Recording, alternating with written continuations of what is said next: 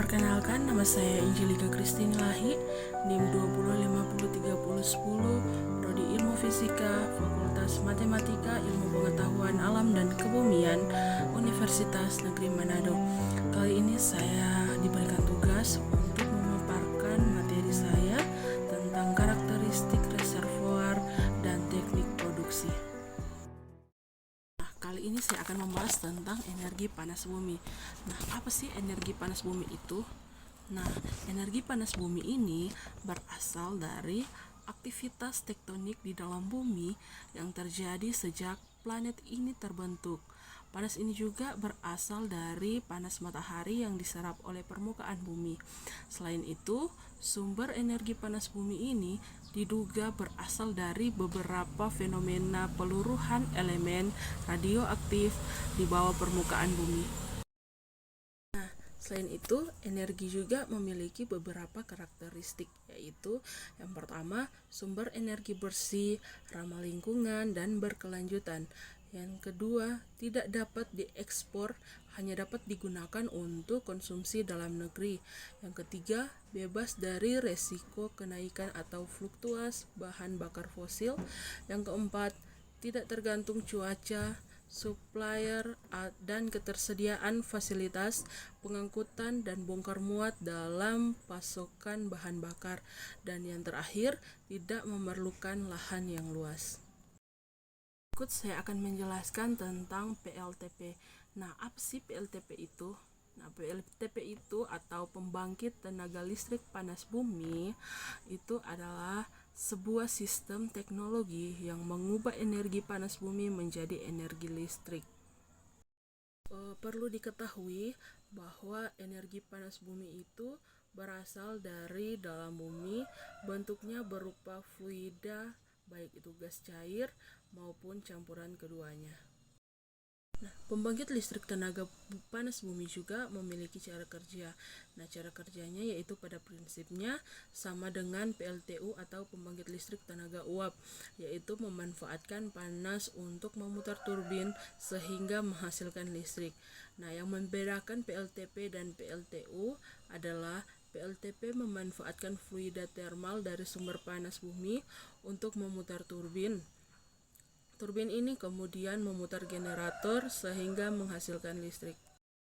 Nah, dalam PLTP ada terdapat beberapa komponen, antara lain yang pertama komponen valve.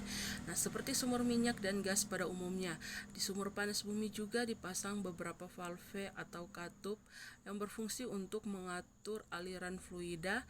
Valve tersebut ada yang dipasang di atas atau di dalam sebuah lubang yang dibeton. Yang kedua yaitu separator. Nah, separator fungsinya untuk memisahkan uap dan air yang bercampur dalam aliran dua fasa. Separator yang memiliki efisiensi tinggi adalah jenis siklon, di mana aliran uap yang masuk dari arah samping dan berputar menciptakan gaya sentrifugal. Air akan terlempar ke dinding, sedangkan uap akan mengisi bagian tengah pipa dan mengalir ke atas. Itu silincer. Silincer adalah silinder yang di dalamnya terdapat suatu pelapis untuk menghadapkan suara dan bagian atasnya terbuka. Yang keempat yaitu turbin uap. Nah, turbin uap ini merupakan suatu mesin penggerak yang memanfaatkan energi dari fluida kerja atau uap untuk memutar sudut-sudut turbin. Nah, sudut turbin ini memutar poros karena dikopling dengan generator, maka akan menggerakkan generator untuk menghasilkan listrik. Yang kelima yaitu kondenser. Fungsi kondenser yaitu untuk mengubah uap menjadi air dengan cara menjadikan kondisi vakum di dalam bejana atau kondenser.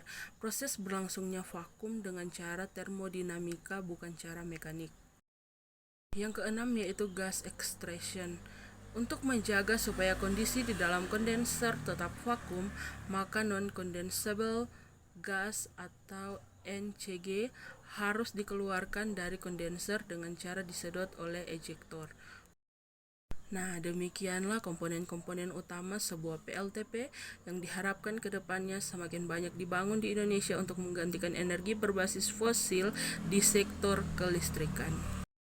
Berikut ada beberapa PLTP di Indonesia. Yang pertama PLTP Sibayak itu beroperator di PT Pertamina Geothermal Energi. Nah, kapasitas totalnya yaitu 12 MW dan berlokasikan di Sibayak, Sinabung, Sumatera Utara. Kedua yaitu PLTP Sarula. Nah, dia beroperator Sarula Operation Ltd. Kapasitas totalnya yaitu 330 MW dan berlokasi di Sibual, Buali, Sumatera Utara. Ketiga PLTP Ulu Belu. Dia beroperator di PT Pertamina Geothermal Energi dan kapasitas totalnya yaitu 220 MW dan berlokasi di Waipanas, Lampung. Keempat ada PLTP Salak. Nah, dia beroperator di PT Star Energi Geothermal Salak Ltd. Kapasitas total yaitu 377 MW dan berlokasi di Cibeureum, Parabakti, Jawa Barat. Yang kelima PLTP Wayang Windu. Dia beroperator di Star Energi Geothermal Wayang Windu dan kapasitas totalnya yaitu 227 MW dan berlokasi di Pengalengan, Jawa Barat. Yang keenam ada PLTP Patuha, beroperator di PT Geodipa Energi dan kapasitas totalnya yaitu 55 MW dan berlokasi di Pengalengan, Jawa Barat.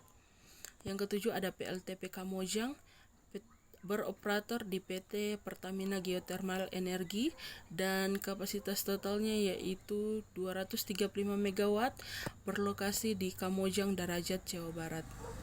Yang kedelapan ada PLTP Darajat yang beroperator di Star Energi Geothermal Derajat yang berkapasitas total 270 MW dan berlokasi di Kamojang, Darajat, Jawa Barat. Yang kesembilan ada PLTP Dieng yang beroperator di PT Geodipa Energi dan memiliki kapasitas total 60 MW dan berlokasi di Dataran Tinggi Dieng, Jawa Tengah.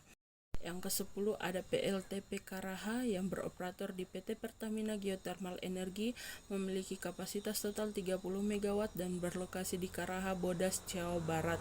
Yang ke-11 ada PLTP Matalako yang beroperator di PT Perusahaan Listrik Negara yang berkapasitas total 2,5 MW dan berlokasi di Matalako, Nusa Tenggara Timur. Yang ke-12 ada PLTP Ulumbu yang beroperator di PT Perusahaan Listrik Negara yang memiliki kapasitas total 10 MW dan berlokasi di Ulumbu, NTT.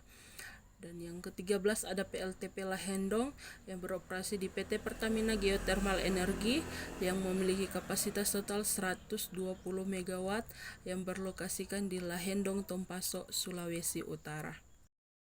Demikianlah hasil penelitian saya dan jika ada kesalahan kata mohon dimaafkan. Sekian dan terima kasih.